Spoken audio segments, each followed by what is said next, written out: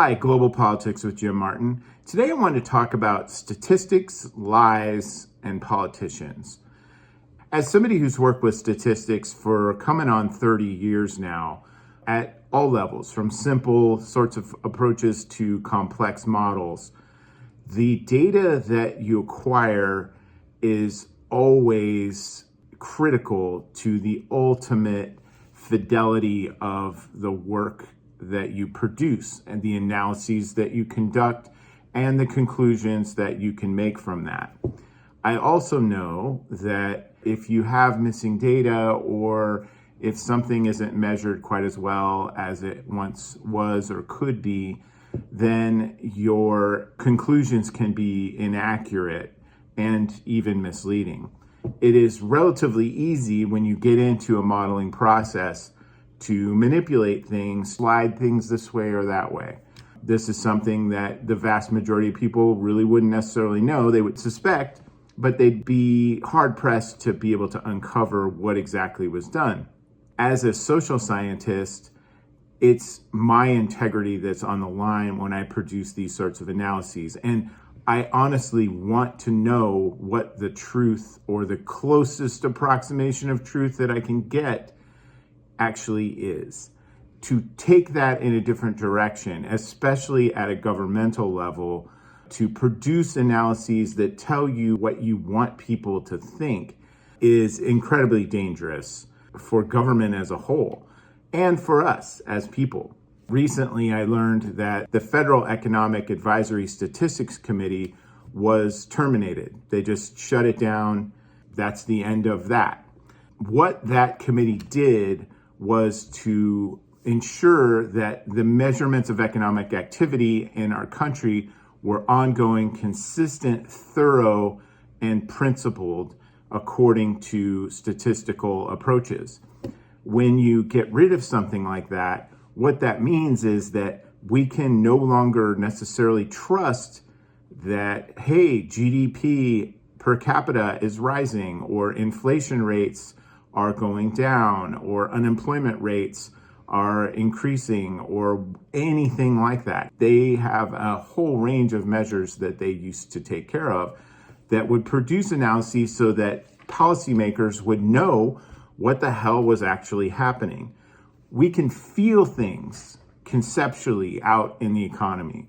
We can have a sense of what it feels like to be unemployed, experience a period of economic decline. Measuring that and actually being to put numbers to that sort of endeavor is critical to understanding the functioning of a modern society.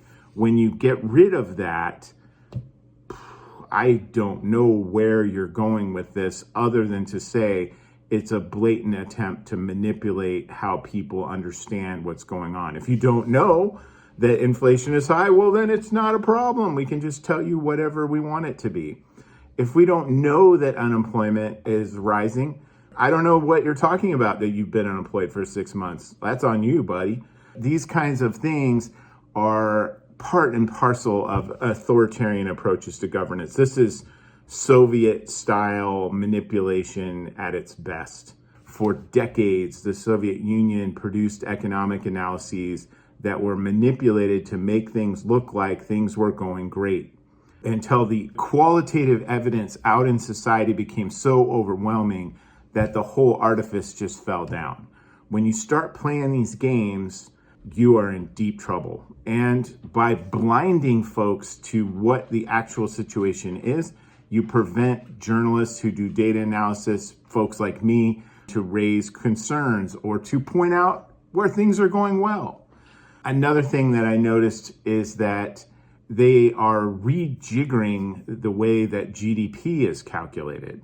So there's some news to suggest that GDP is declining in this country just in the first 3 months of the Trump administration. Obviously, they don't want people to think that. And so they're talking about, well, it's not really the right way to measure it. Well, it's kind of stood the test of time, and it's very straightforward. I'm not going to go into the math, but you can look it up. You could do it on the back of a napkin. It's not complex. However, if you fiddle with that and start telling people that it's better than it is, you got problems, buddy. This, in combination with other sorts of information suppression operations that are going on across the federal government. For instance, farmers really like to know what the weather might be like, and they get very fine-grained data from NOAA on these sorts of things. If you can't get that, you're going to have problems. Also, the idea behind this, perhaps, is that they would then outsource those operations to private companies. Those private companies would then charge the farmers for that service. I don't know if you know any farmers, but they don't like paying more for things than they have to.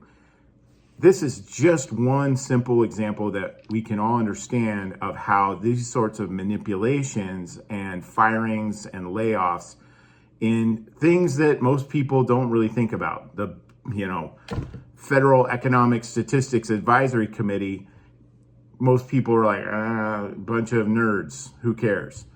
It's important, and it's a symptom of an ongoing trend towards blinding people to what reality actually might be. Again, I hate to make these videos like this. I wish that this sort of thing wasn't happening, but it is, and I feel like it's my responsibility to tell people the truth as I see it. So I look forward to your comments, and please like, share, and subscribe. And I look forward to seeing you on the next one. Thanks a lot. Bye.